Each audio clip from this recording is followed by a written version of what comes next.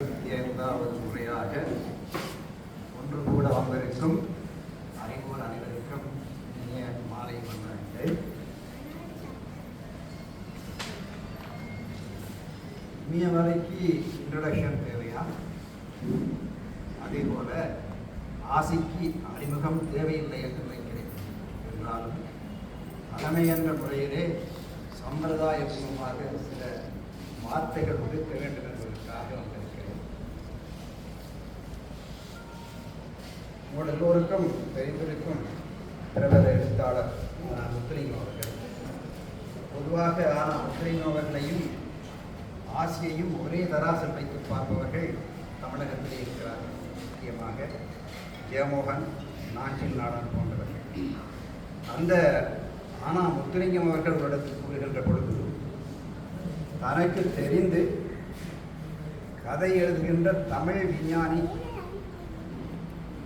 விஞ்ஞானி ஒருவர் இருக்கிறார் என்றால் அது ஆசி கந்தராஜா கூறுகிறார். ஆசி கந்தராஜாவை பற்றி கூறுவதென்றால் அடுக்கிக் கொண்டே போகலாம்.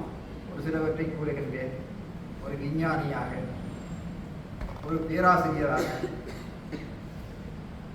அதைவிட ஒரு எழுத்தாளனாக, ஒரு வானொலியாளனாக, ஒரு நாடகராக, ஒரு பேச்சாளராக, இப்படி எத்தனையோ பன்முக திறமை கொண்ட ஒரு ஆளுமைதான் ஆசி கந்தராஜா அவர்கள். அவர் பெற்ற விருதுகள் ஏராளம். அவற்றை அடுக்கிக் கொண்டு போனால் காலம் போகாது என்றபடியால் ஒரு சிலவற்றை கூறுகிறேன். எங்களுடைய ஸ்ரீலங்கா அரசின் இலக்கிய விருதை 2 முறை சிறுகதை இலக்கியத்துக்காக பெற்றவர். சென்ற முறை நாவல் இலக்கியத்தில் முதல் மூன்று நூல்கள் தெரிவு செய்யப்பட்ட அந்த 3 நூல்களில் ஒன்றாக தெரிவு செய்யப்பட்டது அவர்கள். 3 முறைதான் இந்த இலக்கிய விருதுக்காக அவர் விண்ணப்பித்திருக்கிறார். அந்த 3 முறையும் ஏதோ ஒரு விதத்தில் 2 முறை சிறந்த நூல்களுக்காகவும், சென்ற முறை 3 நூல்களில் ஒன்றாகவும் கிடைத்திருப்பது அவருடைய திறமையை எடுத்து காட்டுவதாக நாம் கூறக்கூடும். அதே போல எங்களுடைய ஈழத்து எழுத்தாளர்களில் இந்திய துணைக்கண்டத்திலே, தமிழகத்திலே அதிகமாக அறியப்படுபவர்களில் முக்கியமானவராக ஆசி கந்தராஜா இருக்கின்றார். அவர் பெற்ற விருதுகளை நான் சொன்ன இந்த 3 விருதுகளையும் தவிர இந்தியாவின் தமிழக அரசின் தமிழ்ச்சங்க விருது, திருப்பூர் தமிழ்ச்சங்க விருது, இப்படி இன்னொரு விருதுகளும் பணப்பொதிகளும் பெற்று அவற்றிற்கு உரிப்புடையவராக இருக்கின்றார். அவருடைய இன்றைய திறமையை, அவர் இன்றைக்கு அடைந்திருக்கிற உச்சத்தை பார்க்கின்ற பொழுது சிலருக்கு மலைப்பாக இருக்கலாம். ஆனால் எனக்கு அது புதுமையாக தெரிகிறது.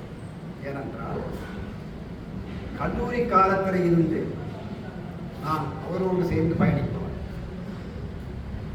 அந்த கல்லூரி காலத்திலேயே அவருடைய திறமைகளை, அவருடைய ஆளுமைகளை பக்கத்தில் இருந்து ரசித்தவன், பார்த்தவன், வியந்தவன். அப்படி பார்க்கின்ற பொழுது இவருடைய எதிர்காலத்திலே ஒரு சிறப்பான நிலைக்கு வருவார் என்பது அன்றைக்கே எங்களுக்கு தெரிந்திருக்கிறது. கல்லூரி காலங்கள் அவர்களுடைய எதிர்கால வாழ்க்கையை சொல்லிச் செல்லும் என்று சொல்வார்கள். அந்த விதத்திலே கல்லூரியிலும் கூட சிறந்த ஒரு எழுத்தாளராக, பேச்சாளராக, நாடகர் என்று சொல்லுகிற பொழுது நடிகனாக, நாடக வசனகர்த்தாவாக, நாடக இயக்குநராக பல நாடகங்களை மேடையேற்றி நடித்திருக்கின்றார். அதே போல சிறந்த எழுத்தாளனாகவும் நடித்திருக்கின்றார். பேச்சாளனாக மகாஜன தமிழ்ச்சங்கத்தின் தலைவராக இருந்திருக்கின்றார். இவற்றையெல்லாம் பார்க்கின்ற பொழுது எதிர்காலத்தில் ஒரு சிறப்பான இடத்திற்கு வருவார் என்பது அன்றே எனக்கு தெரிந்துவிட்டது. எனவே எனக்கு அவர் இன்றைக்கு அடைந்திருக்கிற உச்சம் புதுமையானது அல்ல. இதுவரை 15 நூல்கள் வெளியிடப்பட்டு அதற்கு சொந்தக்காரராக இருக்கின்றார். சிங்களத்திலே மொழிபெயர்க்கப்பட்ட ஒரு நூலும், ஆங்கிலத்திலே மொழிபெயர்க்கப்பட்ட ஒரு நூலுமாக மொத்தம் 15 நூல்களுக்கு சொந்தக்காரராக இருக்கின்றார். அந்த விதத்திலே சிறந்த ஒரு பேராளுமையை நாங்கள் இன்றைக்கு அழைத்து வந்திருக்கிறோம். தமிழ்ச்சங்கத்திலே எங்களுக்காக ஒரு சுவாரஸ்யம் மிக்க சுவையான தலையங்கத்திலே பேசுகிறார். அந்த சுவையான தலையங்கத்தை பேசுகின்ற பொழுது சில முரண்நகைகள், சில சிறப்பான கருத்தாளர்கள் எழக்கூடும். அவை சிறப்பாக இருக்கும் என்ற எண்ணத்திலே நான் அதிக நேரம் எடுத்துக்கொள்ளாமல் இன்று வந்திருக்கும் மிக பெரும் பேராளுமை பேராசிரியர் முனைவர் ஆசி கந்தராஜா அவர்களை இந்த தலையங்கத்திலே தன்னுடைய கருத்துக்களை களமிறக்குமாறு அன்போடு அழைக்கிறேன்.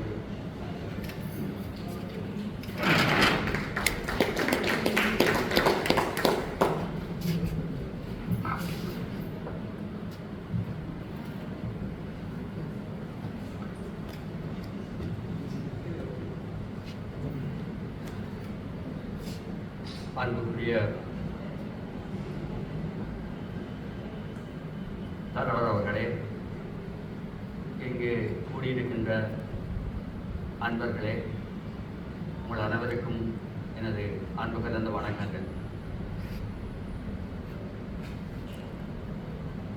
52 வருடங்களுக்கு பின்பு நான் எனது நண்பன் டாக்டர் சுப்பிரமணியத்தினுடைய தலைமையிலே பேசுகிறேன். ஏனென்றால் டாக்டர் சுப்பிரமணியம் மகாஜனா கல்லூரியில் என்னுடன் படித்த காலத்திலே நாங்கள் நிறையவே கலை இலக்கிய முயற்சிகளிலே ஈடுபட்டதுண்டு. ஒரு முறை நான் இங்கே ஒரு நிகழ்ச்சிக்காக டாக்டர் ஞானசேகரம் இங்கே என்னை அழைத்திருந்தார். நான் அந்த நேரத்திலே அமெரிக்கன் யூனிவர்சிட்டியிலே மிடில் ஈஸ்டை வேலை செய்து கொண்டிருந்த பொழுது இங்கே வந்த பொழுது இவருடைய மச்சான் சகோதரனுடைய தம்பியார் திருச்செல்வத்தை நான் இங்கே சந்தித்து அந்த அறைக்கில் தான் என்னை கூட்டிகிட்டு போய் உங்களுக்கு சுப்பிரமணியத்தை தெரியுமோன்னு கேட்டேன். இப்போ நடந்த ஒரு கனகாலம். அதன் பிறகுதான் நான் சுப்பிரமணியத்தை கனகாலத்துக்கு பிறகு நான் சந்திக்கக்கூடியதாக இருந்தது. அதிலிருந்து வீட்டிலே ஒரு அதாவது குடத்திலே இருக்கின்ற ஒரு விளக்கு போல இருந்த சுப்பிரமணியத்தையும் அவருடைய மனைவியையும் இந்த இலக்கியத்துக்கு இருந்ததிலே நான் பெருமைப்படுவது. இது இப்படி இருக்கிறது. இன்றைய தலைப்பு பற்றி பல்வேறு வாத பிரதிவாதங்கள் முகநூலிலே நடந்தன, நேரடியாகவும் நடந்தன. முதுபெரும் எழுத்தாளர் எஸ்போ ஆஸ்திரேலியாவிலே வாழ்ந்தவர். அவரை ஒரு மேடையிலே வைத்து அப்படியும் அவர் சர்ச்சைக்குரிய கருத்துக்களை சொல்லுவார். ஒருத்தர் கேட்டார், எழும்பி, நீங்கள் என்ன தமிழ் மாஞ்சு திடீரியல் பேரை மாத்திரம் எஸ்போ ஒன்று வச்சுருக்கிறீர்கள் என்றார். இப்போ டேரன் சொன்னார், இப்படி கேட்க வேணும்ன்றதுக்காக தானே நான் இப்படி வச்சுக்கிறேன். அதே மாதிரி என்னுடைய தலைப்பு தொடக்கத்திலே கோழி முட்டை சைவமா அசைவமா என்பது போடப்பட்டு, பிறகு சைவ உணவா அசைவ உணவா என்று போடப்பட்டு, இன்றும் காரைக்கவி கந்தையா நண்பருடைய ஃபேஸ்புக்கிலே கிளிநொச்சியில இருந்து ஒரு அன்பர் போட்டிருந்தார். இப்படி ஒரு ஆளை கூட்டிக் கொண்டாந்து இப்படி ஒரு தலைப்பை கொடுத்துருக்கிறீர்கள். இப்போ இதே தலைப்பை நான் zygotic embryo of chicken or birds என்று நான் சொல்லியிருந்தால் அதோடைய விஞ்ஞானமாக அறிவியலாக இருந்திருக்கும்.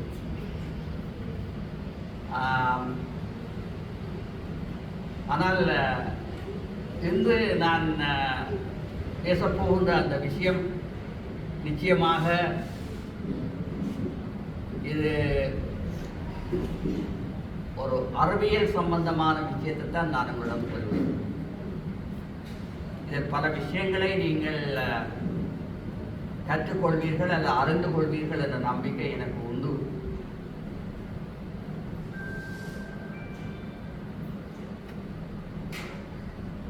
ஒரு பதிவு இருந்தது, இந்த தலைப்பை கொடுத்து இந்த தமிழ்ச்சங்கத்தினுடைய மாண்பையும் பெருமையும் கெடுக்கக்கூடாது என்று ஒருவர் ஒரு பதிவு போட்டிருந்தார். நிச்சயமாக இந்த தமிழ்ச்சங்கத்தினுடைய மாண்பையும் பெருமையையும் தகுதியையும் குறைக்காமல் எனது பேச்சு அமையும் என்று நான் உங்களுக்கு உறுதி தருகிறேன். சாதாரணமாக நாங்கள்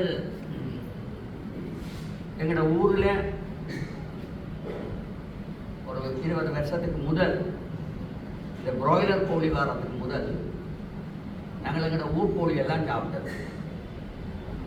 ஊர்கோழி என்று சொன்னால் கொஞ்சம் முட்டிகளை அடை வைக்கிறது. அடை வச்சால் 20 கோழி முட்டையை வச்சால் 10 பொரிக்கும், 10 பொரிக்காது, கூடாயிடும். வார குஞ்சுகளையும் சேவல் என்றால் அதை வளர்த்து போட்டு கொஞ்ச நாளைக்கு பிறகு அடித்து குழம்பு வைக்கிறது, அல்லது முட்டை இட்டு ஓஞ்ச பேடுகளையும் அடித்து நாங்கள் குழம்பு வைப்போம். இந்த பிராய்லர் கோழி அல்லது கரைக்கோழி என்று சொல்லப்படுகிற இந்த கோழி இனங்கள் இனவிருத்தி செய்யப்பட்டதுக்கு பிறகுதான் எங்களுடைய மக்கள் என்று சொல்லுகிற பொழுது இந்த ஆசியா கட்டத்தில் இருக்கின்ற இந்த டெவலப் கண்ட்ரீஸில் இருக்கின்ற மக்கள் அதிகமான புரதத்தை இறைச்சி மூலம் பெற்றுக்கொள்ளக்கூடியதாக இருந்தது. ஊரில் ஆடழிக்கிறது என்றால் கொஞ்சம் பேர் சேர்ந்து ஒரு ஆடழித்து பங்கு போட்டு பிரித்து தியானம் அங்கே இருக்கிற தெரியும் குடலையில் இறைச்சி போடுறது. இந்த காலத்தில் 10 ரூபா தான் ஒரு குடலை இருந்தால் அவங்களுக்கு தெரியுமா தெரியாது. இந்த பனி ஓலையில் சுற்றி வாரது ஒரு குடலை, அது எல்லாம் பங்கும் இருக்கு. ஒரு சின்ன ஒரு உதிரி ஒரு பொசுறு செய்தியாக சொல்லுகிறேன்.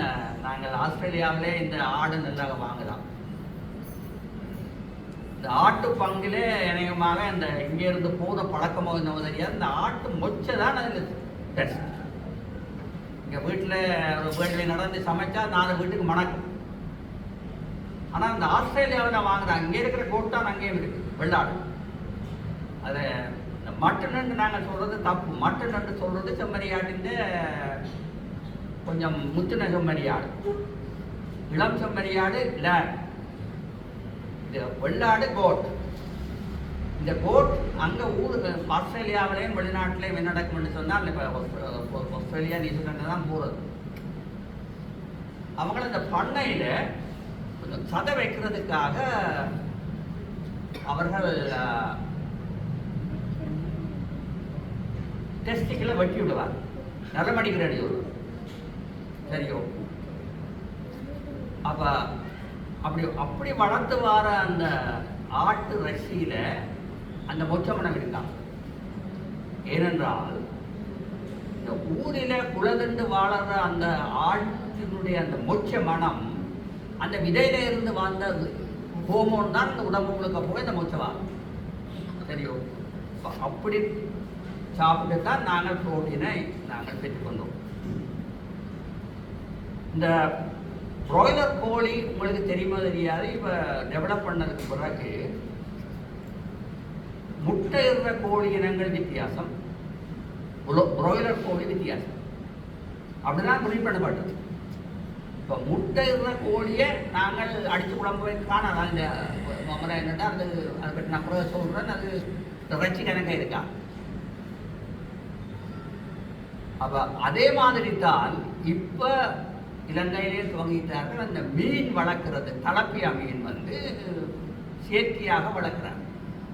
சரியோ? அது ஒரு காலத்தில் எங்களுக்கு அந்த பிராய்லர் கோழி நாங்கள் சாப்பிட்ற அந்த நிலைமை வார மாதிரி ஒரு மீனையும் சாப்பிட்டு எடுக்கக்கூடிய ஒரு புரோட்டீன் பெறக்கூடும். ஆனால் எங்களை ஊர்க்காரர்கள் இருந்தால் உலர்த்து மீன் வளர்க்குற மீன் சாப்பிட மாட்டோம். முக்கியமாக யாழ்ப்பாணத்தில் இருக்கிறார்கள். கரக்கைகளை நான் முட்டையை வரைக்கும் அங்கே நேரம் போவன், அது உங்களுக்கு பிரயோஜனமாக தருவேன். யாழ்ப்பாணத்தில் ஆழ்கடல் இல்லை, பறவைக்கடல் தான். இந்த பறவைக்கடல் மீனைத்தான் யாழ்ப்பாணத்துக்கு ஆக்கள் விரும்புகிறது. இப்போ நம்ம இங்கே இருக்க இந்த ஷியா ஃபிஷ்ன்னு சொல்கிறது வஞ்சிரம்.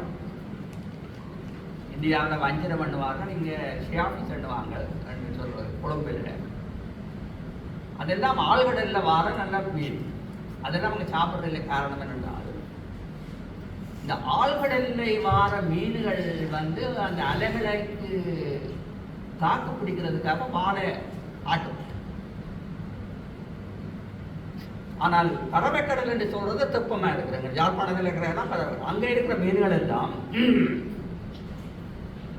வாழை கணக்கு ஆட தேவையில்லை. அப்போ அந்த மீன்கள் தசை வந்து மென்மையாக இருக்கும், சாஃப்டாக இருக்கும். அது மட்டுமல்ல, நீங்கள் இப்போ அந்த ஷியாபிஸை நீங்கள் இங்கே வேண்டிக்க கூட நீங்கள் துண்டு துண்டாக வெட்டி வச்சிருப்பாரு. நடு மேலே இருக்கிறதுல வயிறு இருக்கிற ஓட்டை இருக்கும், கீழே இருக்கிறது ஓட்டை இல்லாமல் சதையாக இருக்கும். அப்போ அந்த ஓட்டை இல்லாமல் முழுசாக சதையாக இருக்கணும்ன்றதுக்காக இங்கே போய் மார்க்கெட்டில் போய் இந்த கீழ் துண்டை கொண்டாரு. சாரி, கீழ் துண்டு எப்பொழுதும் சாஃப்ட் இல்லாமல் இருக்கும், சாஃப்டாக இருக்கும். சரி, அப்போ இந்த புரோட்டீன் என்ற விஷயத்துக்கு நான் மாறினேன் என்றால், இப்போ எங்களை பொறுத்த வரையில் நாங்கள் எல்லாம் சாப்பிடுவோம். புரோட்டீன் சாப்பிடுவோம், கார்போஹைட்ரேட் சாப்பிடுவோம், ஃபேட் சாப்பிடுவோம். நாங்கள் அநேகமாக நிறைய சூத்தை போட்டு கொஞ்சம் கறியை வச்சு சாப்பிடல. நிறைய நாங்கள் கார்போஹைட்ரேட் தான் சாப்பிடுவோம். மறுபடியும் தான் எங்களுக்கு டயபெட்டிக் எல்லாருக்கும் டயபெட்டிக் இருக்கும். 60 வயசுக்கு மேலே டயபெட்டிக் இல்லையாண்டா அட்னோமல் என்ற நிலைமைக்கு வந்துட்டு. உங்களுக்கு தெரியுமோ தெரியாது, நீங்கள் அதிகளவான ஃபேட்டை அல்லது அதிகளவான கார்போஹைட்ரேட் நீங்கள் சாப்பிட்டீங்கன்னு சொன்னால் அது உங்களுடைய உடம்பிலே சேமிக்கப்படும். ஃபேட் சேமிக்கப்படும், கார்போஹைட்ரேட்டும் ஃபேட்டாக மாற்றப்பட்டு சேமிக்கப்படும். ஆனால் புரதம் சேமிக்கப்படாது. ஒரு ஆளுடைய நிறை 1 கிலோகிராம் ஒரு ஆளின் மாஸ் வெயிட் என்று சொல்றதுக்கு அவருக்கு தேவையானது 0.7 கிராம் புரதம் தான் தேவை. நீங்கள் ஒரு 60 வயசு 60 கிலோ உள்ள ஒரு ஆளுக்கு வந்து ஒரு கிட்டத்தட்ட 45 கிராம் புரதம் தான் ஒரு நாளைக்கு தேவை. ஆனால் நாங்கள் என்ன சாப்பிட்றோம், மீன் சாப்பிடுவோம் என்று கணக்கு விட. ஆமாம், அளவுக்கு அதிகமாக நீங்கள் சாப்பிட்டா என்ன நடக்கும் என்று சொன்னால் புரதம் சேமிக்கப்படாது. புரதம் இஸ் பாய்சன். பாம்பினுடைய நஞ்சு இட்ஸ் எ காம்ப்ளெக்ஸ் புரோட்டீன், சிக்கலான புரதம். அதான் இப்போ நீங்கள் பாம்பு கடித்தால் அந்த புரதம் டைஜஸ்ட் பண்ணப்படாமல் அது போய் கிட்னியில் அடைச்சு ஆச்சாகும். அந்த முனிவர் வேறெல்லாம் கொஞ்சம் கொஞ்சமாக அந்த பாம்பு விஷத்தை சாப்பிட்றேன்னா அதை கொஞ்சம் கொஞ்சமாக அதை பழகுறது. சரி, இப்போ நீங்கள் அதிகமான புரோட்டீனை நீங்கள் சாப்பிட்டீர்களாக இருந்தால், அதிகமான கார்போஹைட்ரேட் நீங்கள் சாப்பிட்டீங்களாக இருந்தால் உங்களுக்கு டயபெட்டிக் வர மாதிரி, அதிகமான புரோட்டீன் சாப்பிட்டீங்களா வர வியாதிக்கு பேர் காவுட். உங்களுக்கு எத்தனை பேருக்கு அது இருக்கும் அப்படின்னா எனக்கு அது இருக்கு. அதான் நானும் ஒரு மாமிச பட்சணி, மாமிசம் விரும்பி சாப்பிடுறாங்க. இந்த கவுட் முந்தின காலத்திலே இங்கே டெவலப் கண்ட்ரிஸில் இல்லை. காரணம் என்ன, நாங்கள் அதிகம் ப்ரோட்டீன் சாப்பிட்றோம் இல்லை, சாப்பிட முடியாது, எங்களுக்கு காசு இல்லை. அப்போ அதை சொல்கிறது ரிச்சர்ஸ் டிசீஸ். இப்போ நீங்கள் என்ன நடக்கும் என்று சொன்னால், அதிகம் புரோட்டீனை நீங்கள் சாப்பிட்டீங்களாக இருந்தால் அது யூரிக் ஆசிடாக மாற்றப்படாமல், அதை யூரிக் ஆசிடாக மாறி வெளியேற்றால் புரோட்டீன் ஃபேட்டாகவும் மாறாது, கார்போஹைட்ரேட்டாகவும் மாறாது, உடம்பில் சேமிக்கப்படாது. அப்படின்னு இருந்தால் என்ன நடக்கும் என்று சொன்னால் உடம்பில் யூரிக் ஆசிட் வேறு மணக்கு ஆள் போயில அந்த யூரின் மனம் மணக்கு. அது மட்டுமல்ல, முக்கியமான ஒரு சிம்டம், இந்த கால் பெருவிரலில் இருக்கிற அந்த மொழி இருக்குது, அது வீங்கும், நடக்கலாம். அதை சொல்றது கவுட். அதுக்கு மருந்து இருக்கு, அதுக்கு ஒரு நோல் சைலப்ரிமெண்ட் இருக்கு. அது ஒரு எனவே இந்த புரோட்டீன் என்பது நாங்கள் அளவோடு எடுக்கப்பட வேண்டும். இப்போ ரெண்டாவது என்னென்றால், இந்த புரதம் அதிகமாக மக்கள் சாப்பிட வேணும் என்ற ஒரு நோக்கத்துக்காகத்தான் இந்த கோழி இனங்கள் பிரீட் பண்ணப்பட்டது. அந்த பிரீடிங்கில் அந்த வேலையிலே நானும் ஒரு பகுதியாக நான் சம்பந்தப்பட்டிருக்கிறேன். உங்களுக்கு தெரியுமோ தெரியாது, நான் முந்தி சொன்ன மாதிரி இந்த பிராய்லர் கோழி வித்தியாசம், லேயர்ஸ் என்று சொல்லப்படுகிற முட்டையிடுற கோழி இனங்கள் வித்தியாசம். இந்த நாங்கள் சாப்பிட்ற இந்த பிராய்லர் கோழி, கறிக்கோழி 32 நாள் கோழி தான். கூட உங்களுக்கு 32 நாளில் 1.5 கிலோ 2 கிலோ வரும். அதான் நாங்கள் இப்போ எங்கள் டேபிளில் நாங்கள் இதை வேண்டுறோம். அதே நேரத்தில் இப்பொழுது இன்னொரு கோழி இனம் கண்டுபிடிக்கப்பட்டிருக்கிறது, கோபன், COBB. இந்த நான் 32 அது மற்ற கோழிகள் 42 நாள். இந்த கோபன்றது 32 நாளில் 2 கிலோ வரும். யோசிச்சு பாருங்க, ஒரு நாளைக்கு எவ்வளோ சதை வைக்க மாட்டோம். அந்த கோழியை எடுத்து நீங்கள் இதில் முட்டிங்கன்னு சொன்னால் அந்த கால் தாங்காமல் கீழே விழுந்துடும். இந்த காலுக்கு திறமையில் இருந்தால், இப்போ நாங்கள் இந்த பிராய்லர் கோழியெல்லாம் இந்த வீட்டில் கூண்டுக்கு வச்சு தான் வளர்க்குறது. அப்போ கூண்டில் இருந்து அப்படியே இருந்ததையில் இந்த தீனை சாப்பிட்டு கொண்டு வரையில இந்த கோபண்ட கோழி அப்படியே வருவேன். 32 நாளில் 2 கிலோ வருவேன். அந்த 32 நாளில் இந்த கோபண்ட கோழியையும் 42 நாள் மற்ற கரைக்கோழியை நீங்கள் வெட்டாமல் விட்டால், தொடர்ந்து வச்சிருந்தால், அந்த வளர்க்கிறவனுக்கு நட்டம் வரும். காரணம் என்னன்னு சொன்னால், அந்த சின்னட்டி அந்த இதயத்தால அந்த பெரிய உடம்புக்கு பம்ப் பண்ண முடியாது, அந்த ரத்தத்தை அனுப்ப முடியாது, அதை செத்து போகும். இப்போ அநேகமான ஆட்களுக்கு ஒரு பெரிய ஒரு பயம் என்னவென்றால், தங்கள் ஊசி அடிக்கிறாங்க. கோழி ஊசி அடிக்கிறது தான் முடியாது. இது என்னென்று 32 நாளில் 42 நாளில் இவ்வளவு சதை வைக்கிறதுன்னு யோசிக்கலாம். இப்போ ஒரு கோழி பண்ணை எடுத்தால், இப்போ நீங்கள் வேண்டுற கோழி எடுக்கல, அது ஒரு பிராய்லர் கோழி வைக்கிற சதைக்குரிய அந்த பண்ணையில் 2000-3000 கோழி இருக்கு. அந்த 2000-3000 கோழிக்கும் நாங்கள் ஊசி போட்டுக்கொண்டிருக்கிறோம். அது அவனுக்கு நட்டமில்லை. உங்களுக்கு இருக்கிற கோழி என்ன ஆஸ்திரேலியாவில் ஒரு கோழி வந்து நான் அதான் ஆக மெனஞ்சி ஒரு சாமான் கோழி தானே, அரைக்கரையிடமாக்க கோழி மணி. அப்போ எந்த ஒரு நாட்டிலையும் இந்த கோழிக்கு இந்த ஹோமோன் கொடுக்குறது, அதை நான் கரண்ட் படிக்கிறது என்றால் அவனுக்கு நட்டம். அந்த ஹோமோனின் விலை, இந்த அந்த அதுக்கு செலவழிக்கிற அந்த விலைக்கு நீங்கள் கோழி விற்கலாம். சரியோ? அப்போ இன்னொரு கேள்வியை கேட்கலாம் நீங்கள் என்னென்றால், அப்போ என்னண்டு இப்போ எங்களோட ஊர் கோழி அந்த ஊரில் 3 மாதம் கோழி, இப்போ 42 நாள் என்றால் பாருங்க, ஒரு 1.5 மாதம், அதுக்குள்ளே 2 கோழா வருது. எங்களோட ஊர் கோழி 3 மாதம் வந்தாலும் அதை சொல்கிறது பிராத்து குஞ்சட்டு, பிள்ளை பெற்ற வீட்டில் சூப்பு போட்டு கொடுக்குறதுக்கு அதான் பாருங்க. அதுக்கு என்ன காரணம் என்றால், அந்த கோழிகளை ப்ரீட் பண்ணிக்கிற இந்த ரட்சிக்காக இந்த கோழிகளை ப்ரீட் பண்ணிக்கிற we breed in such a way, இந்த சதை வைக்கிற ஹோமோனை கூட ப்ரொடியூஸ் பண்ணுறதுக்கு ஏற்ற மாதிரி தான் ப்ரீட் பண்ண, அதுக்குரிய மரபணுக்களை உருவாக்குற வரையில தான் அது ப்ரீட் பண்ணப்பட்டது. இப்போ சாதாரணமாக நீங்கள் பாருங்கள், இப்போ எங்களுக்குள்ளேயே இப்போ ஒரு ஆள் வந்து இவ்வளவு தான் சாப்பிட்டாலும் மெல்லிசாக தான் இருப்பேன்.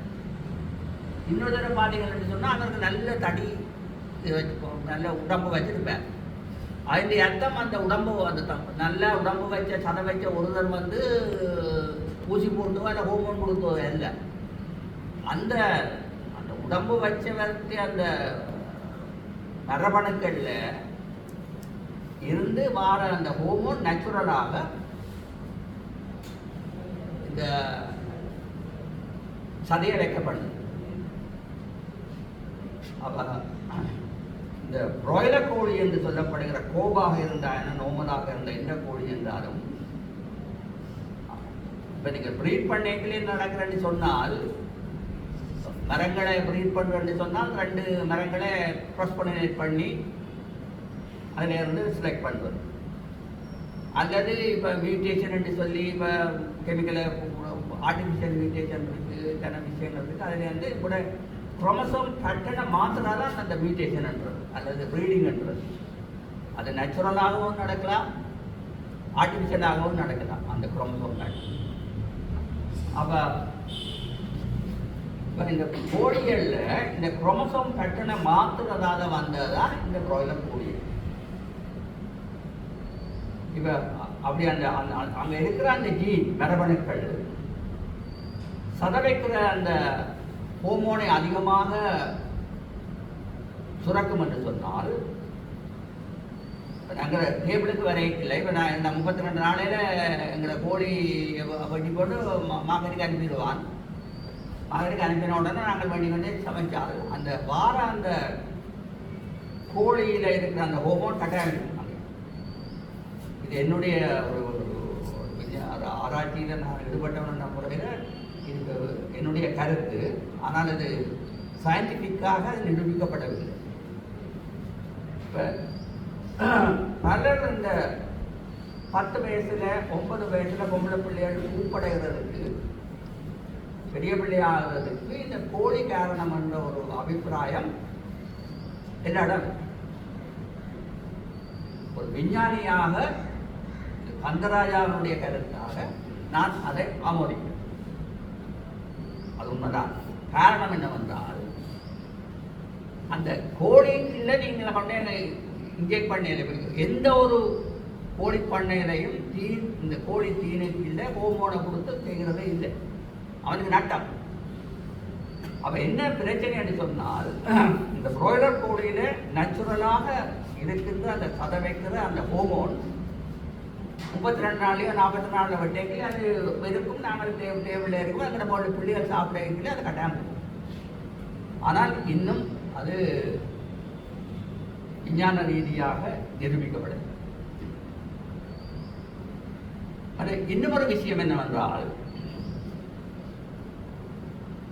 இப்போ கோழி, இந்த பிராய்லர் கோழிக்கும் முட்டையிடுற கோழியும் நான் சொன்ன 2 வித்தியாசமான இனங்கள். அந்த முட்டையிடுற இனங்கள் வந்து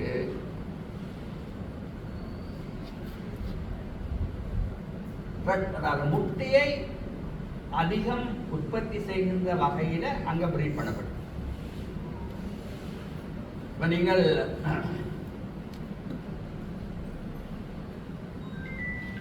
முட்டைகிற ஒரு பண்ணையை நீங்கள் முட்டை பண்ணையை நீங்கள் வைக்க போறீங்கன்னு சொன்னால், போய் ஒரு இடத்தை நீங்கள் கோழி குஞ்சா வேண்டுவீங்க. ஒரு இடத்தை 2 நாள் 3 நாள் கோழி குஞ்சா வேண்டுவீங்க. 3 நாள் கோழி குஞ்சா நீங்கள் வேண்டீங்கன்னு சொன்னால், அங்கிருந்து வடக்கேட்டில் ஒரு 6 மாதத்துக்கு பிறகுதான் தெரியும் அந்த குஞ்சுகள் சிவதோ கோழியோம், சிவதோ போயிடுவோம். அப்போ இந்த முட்டைகிற பண்ணை வச்சிருக்கிறவனுக்கு வேண்ட கோழிகள் எல்லாம் வீடாக இருக்கும். இப்போ ரச்சிக்கு வளர்க்குறவனுக்கு அது பரவாயில்ல. 32 நாளில் வெண்டைக்கிலே அது சிவதோ போயிடுவோ தெரியும் இருக்கிறதுக்கு வைக்க அது ரச்சி தான் முக்கியம். அப்போ இதில் பாருங்க, ஒரு 3000 கோழி குஞ்சு நாங்கள் வேண்டி பண்ணையில் வளர்த்த உடனே அதில் ஒரு 1500 சேவலா வந்தால், அந்த முட்டையிற இனம் வந்து சதை வைக்காது, அவன் வந்து படநாட்டம். அப்ப இதுலையும் சின்னனிலேயே நாங்கள் 2 நாள் 3 நாள் குஞ்சிலேயே இது சேவல், இது வீடு என்று கண்டுபிடிக்கிற அந்த டெக்னிக் இப்ப நாங்கள் கண்டுபிடிச்சோம். எப்படி ஒரு பறவைக்கு ஒரு கோழியிலே எது சின்ன எப்படிங்க நம்ம நார்மலாக ஆணோ பெண்ணோ உண்டு எப்படி கண்டுபிடிக்கிறோம்னா அவருடைய ஆண்குறி பெண்குறி இதுதான். உங்களுக்கு எப்போவாவது கோழியிலே அந்த ஆண்குறி பெண்குறி எங்கேயாவது கண்டுபிடிக்கணும்னா நீங்கள் கண்டுபிடிக்க மாட்டீங்க, அதுக்கு நம்பரை விரும்புவாங்க. தெரியும். அப்போ எப்படி கண்டுபிடிக்கிறாங்கன்னா அதுக்கு ஒரு மார்க்கர்ஸ் இருக்கு. நார்மலாக அந்த சின்ன குஞ்சுகள் அப்படியே நேரே அப்படியே போய்க்கில் அந்த அந்த அந்த மார்க்கர்ஸ்லேயே கண்டுபிடிக்கிற புது டெக்னிக் வந்து இப்போ ஆனால் மேனுவலாக நீங்கள் பார்க்கிறீர்கள் அந்த குஞ்சில வால் பகுதியில் இறகும் வெள்ளிறகும் அந்த 2 இது இருக்கு. ஒவ்வொரு இறகுக்கும் இடையில ஒரு மெல்லிறகு இருக்கு. மெல்லிறகு நீட்டாக இருந்தால் அல்லது மெல்லிறகும் சிறகும் ஒன்றாக இருந்தால் அது சிவவர், அந்த குஞ்சு சிவராக.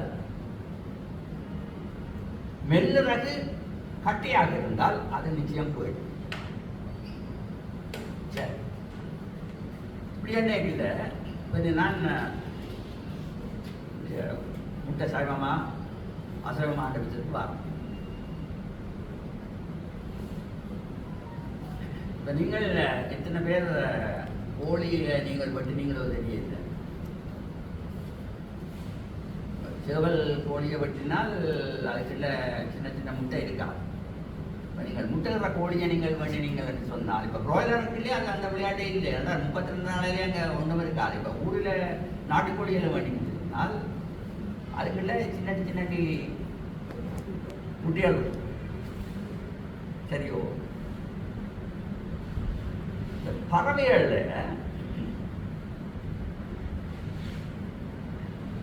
எம்பிரியோல இருந்து சூலகத்தில் இருந்து முட்டைகள் தொடர்ச்சியாக வந்து கொண்டே இருக்கு. தொடர்ச்சியாக வந்து கொண்டிருந்து ஒரு மாசத்துக்கு பிறகு அது ஓய்வெடுக்கும். அதான் சொல்றது கோழிகள் அடைகாக்குற முட்டைகளாக படுத்துடும். ஆனால் இப்போ நீங்கள் மெமல்ஸை பார்த்தீங்கன்னு சொன்னால், இப்போ மனுஷரை நீங்கள் பார்த்தீங்கன்னு சொன்னால், ஒரு மென்சுரேஷன் பீரியட்ல 21 நாள் 22 நாள் ஒரு முட்டை தான் இல்லை. சூலகத்திலிருந்து ஓவரிலிருந்து ஒரு முட்டை வருது. அந்த முட்டை விந்து போய் அதை கரைக்கட்டாமல் விட்டால், அது கரைக்கட்டினால் ஒரு குழந்தை உருவாகும். கரைக்கட்டாமல் விட்டால் என்ன நடக்கும் என்று சொன்னால் அது அழிந்து குருதியாக வடிக்கும். சரி, அதான் அது இயற்கை. ஆனால் பண்டிகைக்கு பல முட்டைகள் வரும். அது அழிந்து அது கரைக்கட்டினால் பல குட்டிகள் ஏற்படும். ஆனால் கோழி பறவை இனங்களுக்கு என்ன நடக்கும் என்று சொன்னால், அந்த முட்டைகள் ஒவ்வொன்றாக வந்து கொண்டிருக்கு. நீங்கள் கிராமத்தில் இருந்தால் எத்தனை பேர் அனைவர்கள் வந்திருக்கீங்க. கோழிச்சாவலும் வீடும் நிற்கல. நாங்கள் ஒரு 10 வீடு இருந்தால் ஒரு கோழிச்சாவல் வச்சுருப்போம். இந்த கோழிச்சாவல் என்ன செய்ய மாட்டால் அது சொல்றாங்க சேவர் விரிக்கிறார்கள். சேவர் போய் இந்த விரிக்கைகள் என்னென்னா படாரங்கள் ஏறி அந்த சொண்டில் பிடிச்சி சேவர் இழுக்கும். இழுக்கையில் அது ஒரு சிக்னல். அப்பொழுது அது அவங்க புணர்ச்சி நடக்கும். அப்படி சேவல் மிதித்து அந்த விந்து அந்த பேடினுடைய உடலுக்குள் சென்றால் அங்கு வருகின்ற அந்த முட்டைகள் சில முட்டைகள் கரைக்கும். அது சொல்றது சைகோட்டிக் எம்பிரியோ, சைகோட்ஸ். அப்ப ஊரில் நாங்கள் குஞ்சுக்கு அடவை கேட்கல 20 முட்டை வச்சு 10 குஞ்சா பொறிக்குது, 10 பொறிக்கல் என்றால் 10 கூடா போனான்னு சொன்னால் அந்த பொறிக்க அந்த 10 குஞ்சுகளுக்கு 10 முட்டைகளுக்கு லேக்கில் கரைக்கட்டின எம்பிரியோஸ் இருக்கு. கரைக்கட்டப்பட்டது, மிச்சம் கரைக்கட்டப்படாது. அப்ப பறவைகளில் கோழிகள் பறவைகளில் எல்லாவற்றிலும் அங்கிருந்து வர முட்டைகள் எல்லாம் கருக்கட்டின முட்டைகள் அல்ல. இப்போ நீங்கள் அநேகமாக வாங்குகிற இந்த முட்டைகள் நாட்டுக்கோழி முட்டையை தவிர்த்து ஃபார்மில் இருந்து வர முட்டைகள் எல்லாமே ஃபார்மில் என்ன 2000 கோழி வச்சிருப்பார்கள், 3000 கோழி வச்சிருப்பார்கள். அங்கே சேவல் இல்லை. அந்த 2 சேவல் இருந்தாலும் அந்த 2000 கோழியையும் அந்த 2 சேவல் விசிட் பண்ணுறதுக்கு அவருக்கு டைம் இருக்கான். சரியோ? அங்கு வருகின்ற முட்டைகள் எல்லாமே ஆட்டோமேட்டிக்காக எம்பிரியோட இருந்து கரைக்கல் வர வர வர கரைக்கட்டாமல் வர முட்டைகள். அந்த முட்டைகள் கரைக்கட்டாத முட்டைகள்னு சொல்கிற பொழுது அங்கே இருக்கிற வெள்ளைக்கரு மஞ்சள் கரு அப்புறம் நடுவில் எம்பிரியோ இருக்கான். நான் ஃபர்டிலைஸ்ட் எக் சைவ முட்டை. நான் தெரியாதனமாக அவங்க இன்டர்வியூவில் சொல்லி போட்டேன், இது சைவ முட்டை, கோயிலில் வேணுமென்று சொன்னால் குடிச்சாதத்துடன் ஒரு அவிச்ச முட்டையை கொடுக்கலாம் என்று சொல்லி பெரிய சிக்கலில் மாட்டுப்படுத்தினார். ஒரு குடித்தான் என்னதே மக்களை விரட்டுறாரு. சரி, சைவமோ அது. அப்போ இந்த கரைக்கட்டாத முட்டைகள் எல்லாமே விஞ்ஞான முறைப்படி ஒரு பசுவிலிருந்து வர பாலுக்கும் இதுக்கும் வித்தியாசம். இன்னும் சில விட சாதிக்கலாம். ஒரு முட்டை என்பது ஒரு விலங்கினுடைய முழு கலம். அது கலம் என்ற செல் என்ற அந்த டெஃபினிஷனுக்கே அது பிழையானது. என்னென்னால் அது முட்டை அது பிரிஞ்சு வருகின்ற ஒரு விஷயம். அது ஒரு கலம் அல்ல. இப்போ நீங்கள் ஃபார்மில் இருந்து வர்றது நீங்கள் சாப்பிடலாம். அதான் எக் வெஜிடேரியன் என்று நாங்கள் சாப்பிட்றோம். மற்றது இந்த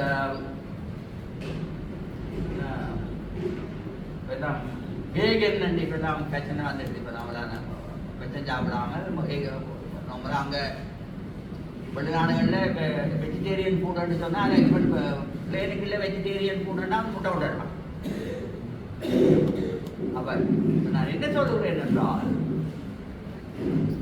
பண்ணைகளில் இருந்து வருகின்ற முட்டைகள் 100% கரைக்கட்டாத முட்டைகள். நாட்டுக்கோழி இருந்தால் நீங்கள் திரவடம் கரைக்கட்டி இருக்கலாம், கரைக்கட்டாமல் இருக்கலாம். அப்போ இது ஒரு சைவ முட்டை. சைவ முட்டை என்ற ஒரு புத்தகம் நான் எழுதியிருக்கேன். சரி, இப்போ இதில் என்ன பிரச்சனை என்று சொன்னால், இப்போ கோழி அல்லது பறவைகளை போன்ற சிறுநீர் கழிக்கிற கண்டுபிடிக்கும். கோழிக்கு கிட்னி இருக்கு. எவ்வாறு நீங்கள் கோழி வளர்த்துனீங்க, எவ்வாறு சிறுநீர் கழிக்கிறீங்க, இல்லை மரம்தான் போடும்.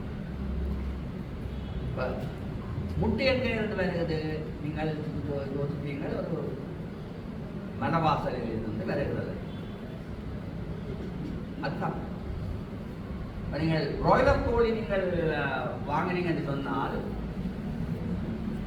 அந்த கோழி 2 தாய், அதுக்கு நடுவில் ஒரு முக்கோணமான ஒரு அமைப்பு நீண்டிருக்கு.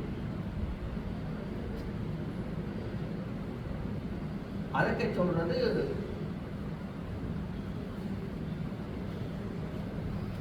உணர்ச்சி கழிவு பொதுவாய் என்று சொல்கிறது. கொலுகா சிஓ ஏதோ சி. அந்த அதோட ஒரு அறை.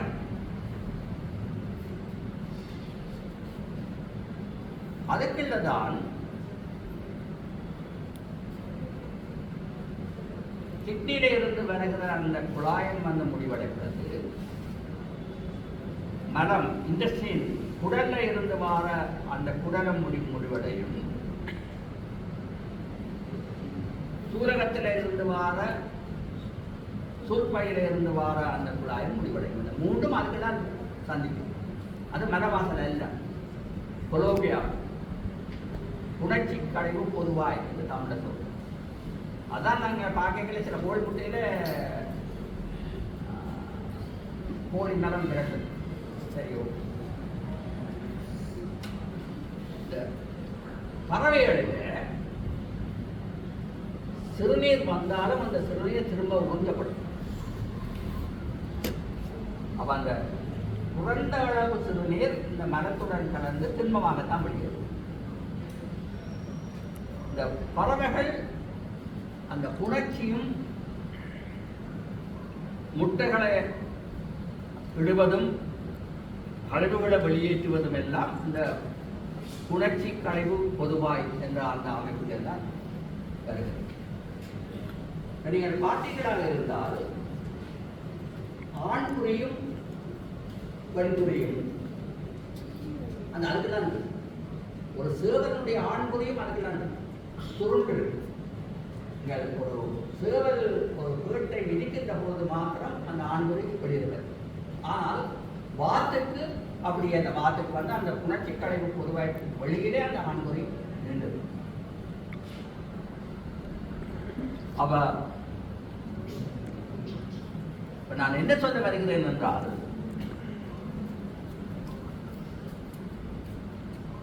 இந்த முட்டை என்பது நீங்கள் ஒரு ஃபார்மில் நீங்கள் வாங்கினீங்களாக இருந்தால், ஃபார்ம் முட்டைகளை வாங்கினால் அது 100% கரைக்கட்டாத முட்டைகளாக இருக்கும். கரைக்கட்டாத நாட்டுக்கோழி என்று வந்தால் அதை நீங்கள் வெள்ளிக்கிழமை செவ்வாய்க்கிழமை சாப்பிடாம விட்டால் அதை ஏன் தெரியும். மற்றபடி முட்டையை வடகை சாப்பிடுவோம், உங்களுக்கு புரோதம் தேவை. ஆனால் சைவர் ரசம் 7-5 கிராமுக்கு மேலே சாப்பிடாதுங்க. கடுப்பையும் சாப்பிட்டு இதையும் சாப்பிட்டு பிறகு பீன்ஸையும் சாப்பிட்டு பேத்தங்காயும் சாப்பிட்டு விட்டால் நீங்கள் உரிப்பட்ட புரோட்டீன் அது தேவையில்லை. நீங்கள் அது ஒரு நாளும் அது வேஸ்டாக போகும்.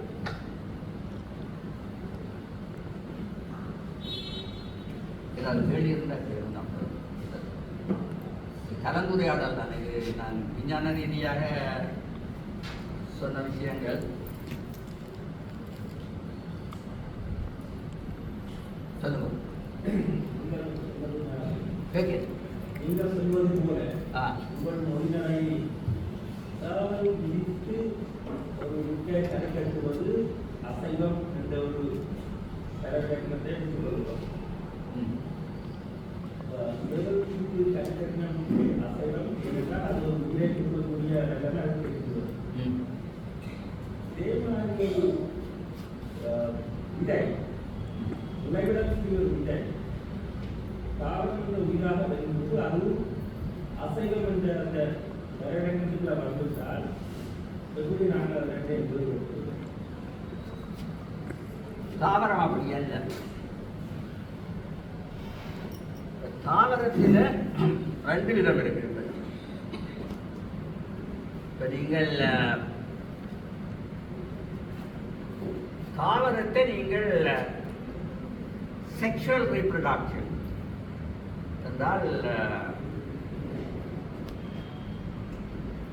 என்ன அந்த செக்ஷுவல் ரீப்ரொடக்ஷனுக்கு என்ன தமிழை சொல்லுவோம்? செக்ஷுவல் ரிப்ரொடக்ஷன், வெஜிடேட்டிவ் ரிப்ரொடக்ஷன் 2 இருக்கு. அது ஒன்று வந்து அதாவது மகரந்தமும் குறியும் சேர்ந்து வாரது வந்து செக்ஷுவல் ரிப்ரொடக்ஷன் தெரியும். ஆனால் இந்த வெஜிடேட்டிவ் ரீப்ரொடக்ஷன் என்று சொல்றது, இப்போ நாங்கள் ஒரு தண்டை வெட்டி வைக்கிறதோ அல்லது ஒரு இலையின் மூலம் ப்ரொடியூஸ் பண்ணதோ அல்ல டிஷ்யூ காய்ச்சல் பண்ணோம்னா அது அதன் மூலம். இப்போ இந்த மகரந்தமும் ஒரு கரவும், அதாவது சூலகத்தில் இருக்கிற அந்த கரவும் இணையிலே ஒரு எம்பிரியோ கொண்டு வரும். அதாவது அதாவது ஒரு கருமுறை ஒன்று தோன்றும். அதை நாங்கள் சைகோட்டிக் எம்பிரியோ ஒன்று சொல்றது. தமிழ் பண்ட எனக்கு தெரியும். சைகோட்டிக் அப்படி இல்லாமல் நீங்கள் வெஜிடேரியன் மூலம், அதாவது பதிய முறை மூலம் நீங்கள் ஒரு தாவரத்தை உருவாக்குறீங்களாக இருந்தால் அதில் இருந்து விதைகள் அல்லது தானியங்கள் பழங்கள் வந்தால் அது ரெண்டுக்கும் வித்தியாசம் சொல்லிகளை நீங்கள் பார்த்தீங்கன்னு சொன்னால், இப்போ ஒரு மாமரத்தை எடுக்கணும். மாமரத்தை அல்லது மாமரத்தை எடுத்தால் ஒட்டி நீங்கள் என்று சொன்னால், மாமரத்தை நீங்கள் ஒட்டினீங்க என்று சொன்னால் என்ன, நீங்கள் ரெண்டு நல்ல இயல்புகளை நீங்கள் ஒட்டுறீர்கள். ரூட் ஸ்ட்ரோக் என்று சொல்றது ஒட்டுக்கட்டை கீழே இருக்கிறது, மேலே இருக்கிறது ஒட்டுமுளை சாயன் என்று சொல்றது. ஒட்டுக்கட்டை என்ன கரெக்டரை கொண்டிருக்கணும் என்று சொன்னால் நல்ல வேர்த்துக்குதியை கொண்டிருக்க வேணும். அதாவது ரெசிஸ்டன்ஸ் ஃபார் ட்ரவுட், அதாவது வறட்சியை தாங்கக்கூடியதாக இருக்க வேணும். சலினிட்டி உப்புத்தன்மையை தாங்கக்கூடியதாக இருக்கணும். அப்படியெல்லாம் செலக்ட் பண்ணுறது. இப்போ நாங்கள் ஒரு நல்ல தோடம்பட இது என்றால் காட்டு வெரைட்டி, காட்டில் இருக்கிற இதை நடுறது. மேலே இருக்கிற அந்த முளை வந்து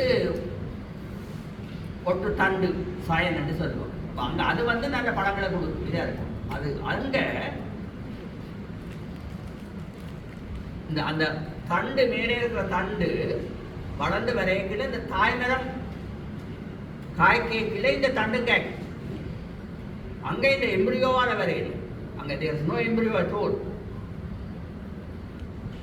எனவே நான் என்ன சொல்றேன்டா, உங்களோட கேள்விக்கு நாங்கள் அவுட்டர் பேயா போய் கொண்டிருக்கிறோம். அந்த உங்களோட கேள்விக்கு என்னவென்றால், இப்போ தாவரத்தில் வந்து பொலினேஷன் மூலம் ஒரு எம்பிரியோ உருவாகி அதில் இருந்து படம் பெறமாக இருந்தால் அது அசைவம் என்றது அல்ல. அசைவம் என்றது சைவத்துக்கும் அசைவத்துக்கும் இடையிலே என்ன டெஃபினிஷன் என்று சொன்னால், விலங்கில் இருந்து வர கரங்களில் இருந்து வரதெல்லாம் நாங்கள் அசைவம் என்று சொல்லிக்கொள்கிறோம். சைவம் என்றது தாவரங்களை சைவம் பண்ணுறோம். அப்படின்னு பார்த்தால் இல்லை இன்னொரு கேள்வி வரும், காளான் சைவமோ அசைவமோ? அது ஃபங்கஸ். சரியா? நான் ஜெர்மனியில் படித்தேன்னா என்னோட ஒரு chemistry professor all organic matters are edible. யாரைக்காக திரிச்சு கொண்டிருக்காரு சிலவளை பகடியோட டிபெண்ட்ஸ் ஆன் த பர்சன். நீங்கள் என்ன நீங்கள் சாப்பிட்றீங்கன்றது, யார் சாப்பிட்றது, எங்கே சாப்பிட்றீங்க.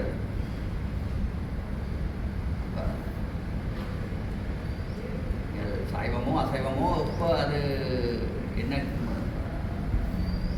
தாவரமோ அல்லது இதோன்றதை நீங்கள் தான் தீர்மானிக்க வேண்டும். இப்போ தாவரங்களில் பொலினேஷன் மூலமாக கரைக்கட்டுறதை நாங்கள் இதுக்கிட்ட கொண்டுறோம். சைவம் அசைவத்தில் நாங்கள் வந்து அனிமல் விஷயத்தில் நாங்கள் அசைவம் சைவம் பார்க்கணும்.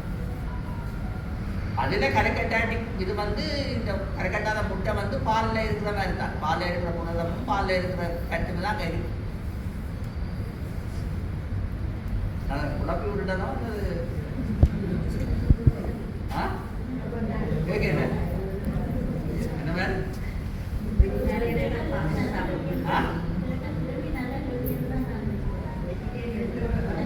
என்னம்மா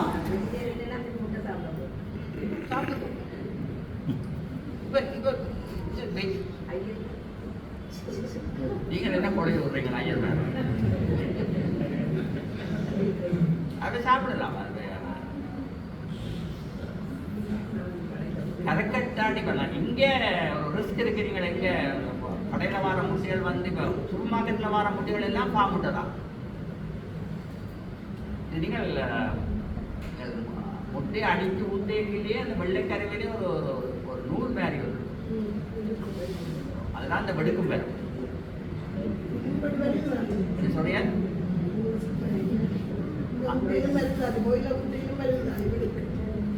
வெடுக்கு அது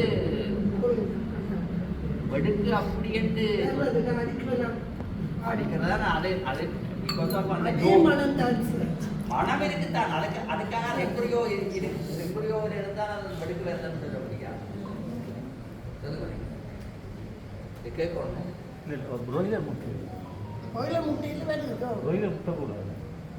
பாய்லர் இல்லை இந்த பாக்ஸில் வர்ற முட்டை அது பாய்லர் முட்டைன்னா நீ சார் சொன்னார் பிராய்லர்ன்றது முட்டை இந்த பாக்ஸில் வர்ற பா முட்டை சாரி பா முட்டை பிராய்லர்ன்றது கறிக்கோழி. சேவல் மிதியாத முட்டையா தமிழில் சொல்லலாம் சேவல் மிதியாத முட்டை சைவ முட்டை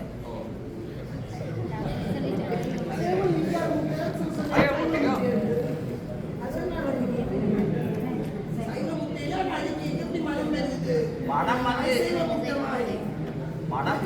மனம் வந்து இப்போ இந்த உளுந்தணிகள் நிறைய போட்டு அடிச்சாலும் மனம் வருது. உளுந்தணிகள் நிறைய போட்டுட்டு தோசை கரைக்க ஒரு மனம் பெறுது. பழைய கொஞ்சம் பழைய முட்டையாக மனம் கூட ஓ. அந்த இந்த புதுமுட்டையும் பழைய முட்டையும் பழைய முட்டை முட்டை 2 weeks 2 தான் டிபி முட்டை 2 தான் டிபி குவாலிட்டி அந்த டிபி குவாலிட்டி இல்லை இப்ப பல முட்டையை கணிக்கவே இல்லை ஆமா. முட்டை இல்லை ஆமா இந்த மனத்துக்கும் அங்க கரைக்கட்டுறதுக்கும் இந்த சம்பந்தம் இல்லை. மனம் அப்படி ரெண்டு முள்ள அது ஏனென்றால் அதில் இருக்கிற அந்த வெள்ளைக்கருவுக்கும் அந்த கருவில் இருக்கிற அந்த காம்பினேஷன் இருக்குல்ல அதில் இருக்கிற அந்த மனமே ஒழிய அங்கே எம்ப்ரியோ இருக்கிறதால அந்த மனமே மாறல. இப்போ வேலைக்கு பாலனி கெடுக்கிறீங்க, இந்த பாலனை நீங்கள் கொஞ்சம் விட்டால் சரியான மனம் அடிக்கிறது. நூற்பாலைக்கும் மற்றதுக்கும் வித்தியாசம் இருக்குது. அதே மாதிரி தான் டாக்டர் இப்போ நீங்கள் அந்த கரெக்டாக அந்த ரீப்ரொடக்ஷன் செய்ய முடியாத முட்டை சைவ முட்டை. என்ன சொல்றீங்க? ரீப்ரொடக்ஷனை செய்ய முடியாத முட்டை சைவ முட்டையாக ஓ அப்படிதானே? ஓ அப்படின்னு சொன்னால் உங்களுக்கு புத்தகத்தில் மலட்டு விதைன்னு ஒன்று இருக்குதானே? ஓ. அப்போ அதிலே தாவரத்திலே மலட்டு விதையில வாரது ரீப்ரொடக்ஷன் செய்ய முடியாத தாவரம். மலட்டு விதை என்று சொன்னால் என்றால் அதை கொண்டு பிறகு நாங்கள் ரீப்ரொடக்ஷன் செய்யலாம். அதில் வந்து என்ன நடக்கும்னு சொன்னால் இப்போ இந்த நீங்கள் வந்து இப்போ மொன்சன்டோ கம்பெனி என்று ஒன்று இருக்குது. அந்த மொன்சன்டோ கம்பெனி தான் இந்த மலட்டு விதிகளை அனுப்புது. அங்கே என்னென்னு சொல்கிறான் என்றால் இந்த ரெண்டு இதை நாங்கள் க்ராஸ் பண்ணி விடையில தாவரத்தில்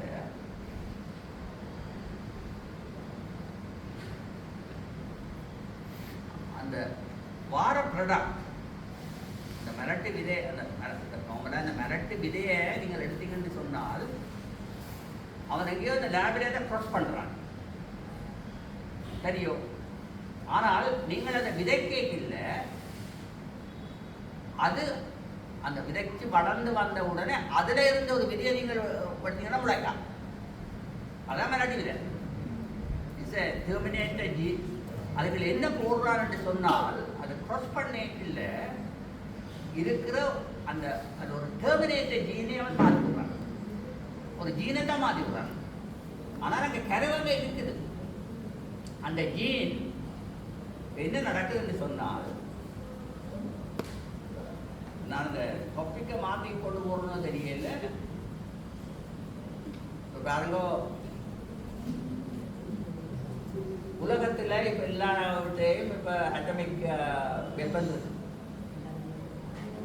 அட்டமிக் வெப்பனை வச்சுக்கொண்டு ஒரு தடவை வெறுட்டலாம். எப்போ வெறுட்டலாம் உங்களை நான் எப்போ அடிமையாக்கலாம்னு சொன்னால் உணவுக்கு நீங்கள் எண்ணில் தங்கி இருக்கிற நிலைமையை கொண்டு வந்தேன்னு சொன்னால் நீங்கள் எனக்கு அடிக்கலாம். அதான் இப்போ நடக்கும். இப்போ இந்த மொன்சன்டோ கம்பெனியை தான் அவங்க ப்ரொடியூஸ் பண்ணுறாங்க. என்ன நடக்கும் என்றால் நீங்கள் பாருங்க இப்போ அனுராஜபுரத்தில் இந்த ப்ரொடியூஸ் பண்ண அந்த ஹைப்ரிட் அதான் இந்த மிளகாய் விதை, தக்காளி விதை, அது எல்லாமே முந்தைய கடை ஊரில் என்ன நடக்குதுன்னு சொன்னால் அதில் இருந்து வாரதை தான் நாங்கள் அப்புறம் திரும்பி போடுறது. எங்களோட பாமத்திட்ட கேட்டு பாருங்க, அவங்க இந்த விதியை திரும்ப திரும்ப அங்கே தான் பண்ணுறாங்க. என்ன நடக்குதுன்னு சொன்னால் இப்போ இது இப்போ இங்கே இருக்கிற இந்த விதிகள் எல்லாம் அட்லீஸ்ட் அந்த விதி எடுத்து நீங்கள் போட்டீங்கன்னு சொன்னால் முளைக்கும். ஆனால் இந்த ஈல் பழைய முதல் தொடக்கத்தை கடையில் வேணா அந்த விதியை எடுத்து போட்ட அளவுக்கு ஈல் வராது. ஆனால் இந்த மொன்சென்டோ கம்பெனி என்ன செய்யறான்னு சொன்னால்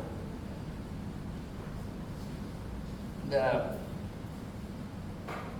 ரெண்டையும் க்ராஸ் பண்ணி பீடி கத்திரிக்காண்டு இந்தியாவில் இன்ட்ரடியூஸ் பண்ணாங்க. அது இப்போ நீங்கள் அவனோட விதியை நீங்கள் வேண்டினீங்கன்னு சொன்னால் அதை போட்டீங்கன்னா உங்களுக்கு கத்திரிக்காய் வரும். அந்த கத்திரிக்காயில இருந்து வார அந்த கொட்டையை எடுத்து போட்டீங்கன்னா முளைக்காது. அங்கே அந்த ஒரு ஜீனை போட்டுட்டான், மரபணுக்களை போட்டுறபடியால் அது அந்த முளைக்கிற தன்மை அதை டெர்மினேட்டார். இப்போ இந்தியாவில் என்ன நடக்குதுன்னு சொன்னால் அதில் நாங்கள் இந்த விலையெல்லாம் ஃபார்மர்ஸ் எல்லாம் எதிர்ப்பு செய்யக்கூடாது கொள்ளக்கூடாதுன்னு எதிர்ப்பு வந்த பொழுது அவன் என்ன செய்தான்னு சொன்னால் ஒவ்வொரு கிராமங்களையும் 2-3 ஃபார்மர்ஸை பிடிச்சி அவைக்கு இந்த டெர்மினேட்டர் அதாவது பீடி கத்திரிக்காய் விதிகளை கொடுத்தான். கொடுத்த உடனே அப்புறம் என்ன அடக்கம் பண்ணி சொன்னால் சரி நான் உங்களுக்கு அந்த எல்லாம் அதை வளர்க்குற அளவுக்கு நான் மானியம் தான் அப்படின்ற உடனே என்ன நடக்கும் பண்ணி சொன்னால் இந்த இதுகள் வளர் பக்கத்தில் இருக்கிற ஃபார்மர் இல்லை எனக்கு இந்த கத்திரிக்காய் வேண்டாம் நான் கடிச்சனா கத்திரிக்காய் தான் செய்ய போடுறேன்னு சொன்னால் என்ன நடக்கும்னு சொன்னால் ஐயோ நீ நீ நீ வளர்த்துக்கொள், ஆனால் நான் மற்றவதை கொடுக்குறேன்டால் இதில் இருந்து இந்த மகரந்தம் போய் மற்றவந்த வயலில் இருக்கிற அந்த பயிரை பழுதாக்குன உடனே அதுவும் அப்படியே அடுத்த வருஷம் இதாகும். அப்போ நீங்கள் எந்த வருஷமும் எப்பொழுதும் அந்த கம்பெனியே நீங்கள்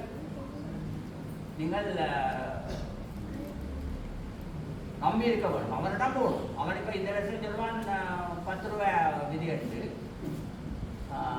பிறகு அங்கால போனால் பிறகு சொல்லுவான் 100 ரூபாய் அந்த நீங்கள் வாங்கிதான். இந்த கடைசி விவசாயிகள் ஒரு படம் வந்து பார்த்துருப்பீங்க. அதுக்கு ஒரு பெரிய வயசு போனாலும் போய் இப்போ தக்காளி விதை வேண்டுவார். அப்போ கடைக்காரன் சொல்லுவான் இது நல்ல விதைக்கும் நீ கொண்டு போய் இதே நல்ல படங்கள் தக்காளி படம் பண்ணால் அவங்க ரொம்ப அப்படின்னா அப்பாடனா அடுத்த வருஷம் முன்னாடி வர தேவையில்லை இந்த விதியே நான் போட்டு வளர்க்கலாம் தானே என்ன பண்ணுறது இல்லை இல்லை அது வந்து நீ விதை போட்டால் வளராது. அதுக்கு ஏற்ற மாதிரி தான் அவன் செய்து வச்சிருக்கான் அந்த விதியன்ற உடனே அது பேசி போட்டு போதாது அந்த விதையை செய்த வந்த பிள்ளை மகனுக்கு ஒரு குழந்தை பிறந்து அதுக்கு விதை கொட்டை இல்லாமல் வந்தால் தான் அவனுக்கு வந்து அருமை தெரியும். சரியோ அப்போ இந்த நாளையில் என்ன நடக்குதுன்னு சொன்னால் இந்த விஞ்ஞானத்தில் இவனது சிக்கல் என்னென்ன இப்போ தான் இந்த விதைகள் எல்லாமே இப்போ டெர்மினேட்டர் சீட்ஸ் அல்லது இந்த ஹைபிரிட் சீட்ஸ் எல்லாமே மாஃபியா தான், அக்ரிகல்ச்சர் மாஃபியா. நானும் அதை ஒரு ஆள் தான். இப்போ நீங்கள் இப்போ கைதறியாக இருந்தாங்கன்னா இப்போ கொண்டாவிட்டு உணவில் அந்த பகுதியில் விவசாய பகுதியில் இந்த விதைகள் எல்லாம் எப்பொழுதும் அவங்கள் கடையில் வண்டி தான் போட்டு முளைக்கப்படுறாங்க.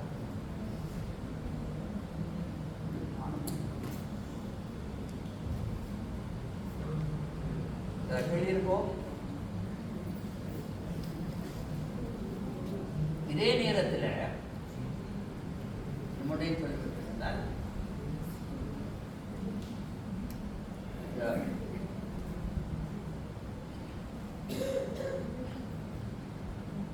இந்த பழங்கள் இப்பெல்லாம் நாங்கள் வழக்கில் இந்த பழங்கள் விதை இல்லை சீட்லெஸ் வராது தான் சாப்பிட்டு பழகிட்டோம்.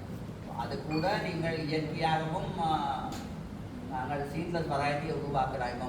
இது கொஞ்ச நாளைக்கு முதல் சீட்டில் முந்திரிய பழம் கொட்டை விதை இல்லாத முந்திரிய பழத்தை பார்க்க இல்லாது. இப்போ அதுக்கு கொஞ்ச நாளைக்கு கூட விதை வந்துட்டு ரெண்டாவது அதை ப்ரீட் பண்ணே இல்லை அந்த குரோமோசோமில் மாற்றங்களை செய்வதன் மூலம் தான் அந்த இது வருது. அதை இன்னும் ஒரு கொசுறு செய்தியை நான் சொல்லி இந்த இதை முடிக்கணும் என்னென்றால் இங்கெல்லாம் இயற்கை விவசாயம் வந்து எல்லாரும் சத்தம் போடுறது இந்தியாவிலையும் நம்மால் வேற சத்தம் போடுவது என்ன பிரச்சனைன்னு சொன்னால் சனத்தொகை நாளுக்கு நாள் கூடிக்கொண்டு வருது. விவசாய நிலங்கள் சுருங்கி கொண்டு வருது. அப்ப இந்த விவசாயம் செய்கிறார்களும் குறைஞ்சு கொண்டு வருகிறது. அப்ப நீங்கள் இருக்கிற இந்த பாப்புலேஷனுக்கு ஏற்ற வகையில் நீங்கள் விவசாய உற்பத்தியை நீங்கள் பெருக்க வேண்டும் என்று சொன்னால் you have to to an intensive agriculture. தீவிரமான ஒரு விவசாயம் நீங்கள் செய்யணும்.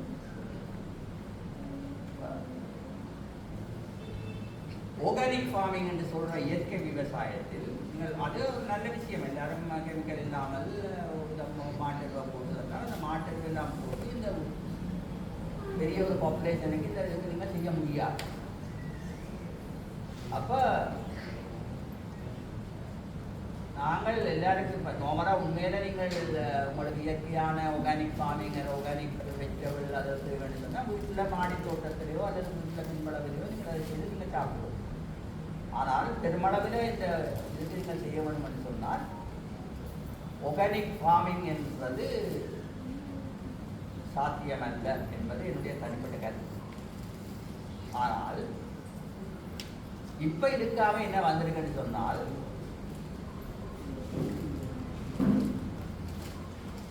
ஆர்கானிக் ஃபார்மிங்கும் இல்லை, இன்ஆர்கானிக் ஃபார்மிங்கும் இல்லை. இன்ஆர்கானிக் சொன்னால் நாங்கள் உரங்களை தான் போட்டு செய்கிறாங்களும் இல்லை. நடுவில் இருக்கிற ஒரு விஷயம் நீங்கள் அங்காலே போகாதீங்க இங்காலே போகாதீங்க. இப்போ நோமரா இங்கே தான் இலங்கையில் இல்லை நாங்கள் ஆர்கானிக் ஃபார்மிங் செய்கிறவங்கன்னா அவன் உண்மையிலே ஆர்கானிக்காக இல்லை. அது வந்து எக்கோ ஃபார்மிங். நடுவில் எக்கோ ஃபார்மிங் ஆர்கானிக்கும் இல்லை இன்ஆர்கானிக்கும் இல்லை. எக்கோ ஃபார்மிங் என்று சொன்னால் தேவையான அளவுக்கு மாத்திரம் உரங்களை பாவிக்கும். உரம் என்றது அந்த கெமிக்கல் ஃபெர்டிலைசர் பாவித்து விவசாயத்தை செய்கிறது. எங்கே எங்களோட விவசாயிகிட்ட பிழைக்குதுன்னு சொன்னால் முக்கியமான தாவரங்களுக்கு 16 மூலங்கள் வேண்டாலும் இந்த நைட்ரஜன் பாஸ்பரஸ் பொட்டாசியம் என்ற 3 தான் மிக முக்கியமான விஷயம். நீங்கள் உரங்களை கேட்டீங்களா கம்ப்ளீட் ஃபெர்டிலைசர் நீங்கள் வேண்டிங்கன்னு சொன்னால் இன்றைக்கு தான் சொல்லுவாங்க இல்லை இவ்வளவு இவ்வளவு. அதில் நைட்ரஜன் வந்து இலைகளையும் தண்டுகளையும் தெரிவிக்கிறது. பாஸ்பரஸும் பொட்டாசியம் வேர்களையும் பழங்களையும் உருவாக்குறது. இப்போ நாங்கள் வயல் செய்யக்கூடிய எங்களோட ஃபார்மர்ஸ் என்ன செய்கிறோம் என்றால் இப்போ எங்களோட அக்ரிகல்ச்சர் இன்ஸ்பெக்டர்ஸ் அவங்க இருக்கிறவோட ஒழுங்கான அறிவுரை சொல்லாமல் இருக்கிற நாங்கள் இதை போடுற வேண்டாம். ஒன்றில் கடையில் சங்க கடையில் உரம் பண்ணுறது ஒன்றில் அமோனியா இருக்கும், அது யூரியா கண்டிப்பாக தான். யூரியாவில் அமோனியாவில் பார்க்க double the amount of nitrogen. இப்போ இது எப்போ கூட வேணுமென்றால் வயல் விதைச்சு வளர்ந்து வர நேரத்தில் மாத்திரம் இந்த யூரியாவோ அமோனியா போடும். அப்புறம் மட்டம் படித்து பொட்டி தள்ளுற நேரத்தில் இதை நீங்கள் போட்டிங்கன்னு சொன்னால் என்ன நடக்கும்? அப்போ டேரண்டு முட்டைச்சாய் சாய்ஞ்சி விடுது. மிச்சமான அப்போ அதை யோசனை இல்லை. அப்போ மிச்சமான இந்த ஃபெர்டிலைசர் எல்லாம் தண்ணியோட போய் தண்ணி முழுக்க கொஞ்சம் ஏற்படுது. எனவே நீங்கள் அந்த எக்கோ ஃபார்மிங் என்ற ஒரு விஷயம் என்னவென்றால் தேவையான அளவு ஆர்கானிக் அண்ட் இன்ஆர்கானிக்கையும் பாவித்து ஒரு விவசாயத்தை செய்கிறதா ஒரு அறிவு சார்ந்த ஒரு விஷயம் வந்து நான் சொல்லக்கூடும். ஒரு விவசாயத்திலே ஈடுபட்டவர்கள் வகையில் இப்போ நம்மளாக இங்கே எல்லாம் அரிசி இந்த தட்டுப்பாடு நெல் விளைவிக்கணும்னா அடுத்த லட்சத்துக்கு ஒரு இன்டென்சிவ் அக்ரிகல்ச்சர் கட்டாயம் செய்யப்படும். ஆர்கானிக் கட்டாயம் தேவைதான். நீங்கள் ஆர்கானிக் இதை வந்து உங்களோட சொந்தமாக நீங்கள் வீட்டில் செய்யலாம். நிறைய சொல்லிட்டு என்ன நினைக்கிறேன் எனக்கு யோசனமாக இருந்தது இல்லை. அல்லது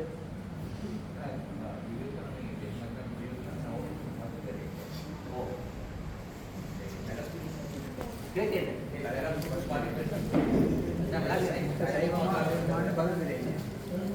ஓ இப்ப அதாவது சைவம் என்பது கரைக்கட்டாத முட்டை சைவம்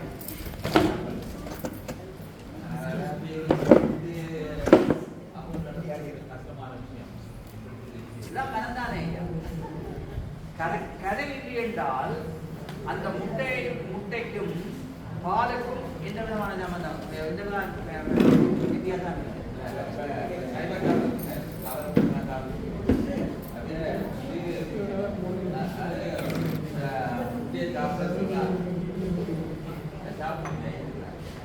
அது வேணாம்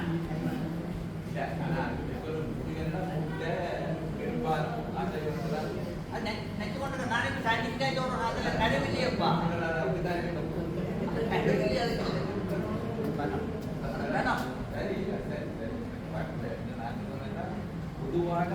ஐயா பாருங்கோ சோயா மீன் சாப்பிட்டு தெரியும் சோயா மீன்ல இப்பதான் சீனாவில இருந்து chicken soya mutton soya fish சோயான்னு வந்துட்டு அதுக்குள்ளே என்ன நாதம் சொல்றீங்க என்ன இதை போடுறானோ உங்களுக்கு தெரியாது சரியோ அதை பற்றி சமைச்சு சரியோ அது காஞ்சது இல்லை இப்போ நார்மல் சோயா நாங்கள் பண்ணுறது இல்லை இது இந்த மட்டன் சோயா சிக்கன் சோயா எல்லாத்தையும் வந்தால் அது சீக்கிரம் மட்டும் அதை வச்சு கொண்டு நான் சொல்றது கிடையப்பா அந்த சோயா மீன் அந்த மணத்துக்காக அதை மணந்து சாப்பிட இருப்பாங்க நீங்கள் சிக்கனே சாப்பிடும் அவங்கள நீங்களும் பார்த்துக்கணும் இல்லைன்னா மணம்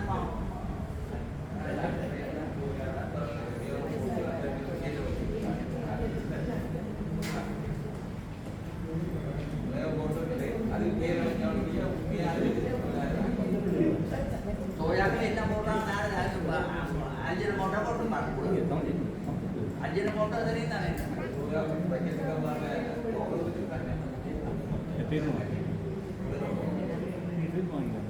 சொல்லுங்க ஐயா bonsai trees in Japan. Oh, bonsai. ada வாழை மரம் தென்னை மரம் எல்லாம் வளர்க்குறாங்க சின்ன அதே நீங்கள் ஒரு மரத்தை குட்டை ஆக்குறதுக்குரிய அந்த ஹோமோனை சொல்றது பொன்சாய் பிபி 222 அந்த ஹோமோனை பண்ணி அடிச்சுக்கிட்டா இல்லை இதாக இருக்கு நம்மள ஒரு தாவரம் உயரமாக கலரணும்னா விவரம் அடிக்காது அதை வண்டி அடிச்சிங்கன்னா டுவாஃப் வந்து உயரமாக இருக்கு அதனால வந்து பழங்களை பாதிப்பு ஏற்படுத்தும் பழங்களுக்கு அடிக்கிறேன்